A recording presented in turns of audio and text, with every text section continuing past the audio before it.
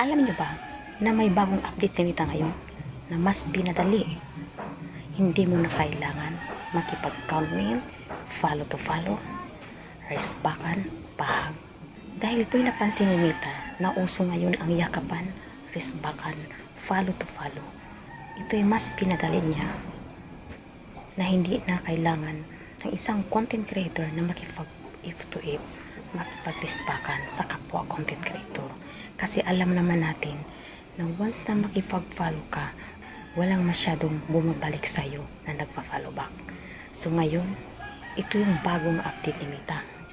Ito, once na pinalo mo yung isang content creator, automatic na yan marireceive na ng content creator na follow back, like TikTok. So, di ba, once na nagpa-follow sa mga content creator sa TikTok account, kung saan na lumalabas ang follow back. So, automatic na yun na ipa-follow pa ka rin ng isang content creator.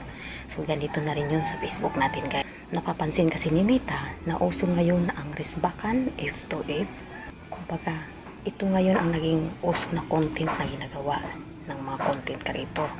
Kumbaga, once na magko-comment ka, follow me, count me, wala naman masyadong bumabalik sa'yo.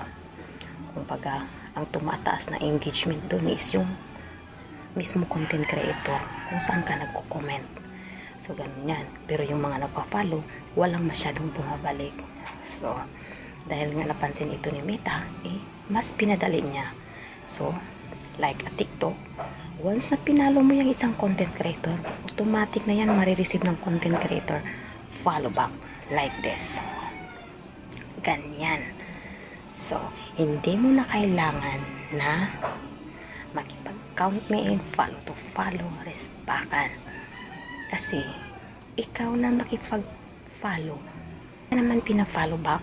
So, hanggang nalimitahan ka na ni Facebook na bawal ka na mag-follow kasi walang bumabalik sa'yo. So, ganun. Dahil si Mita, nakikita ni Mita sa kanyang database na ganito ang nangyayari ngayon sa Facebook. So, mas pinadali niya.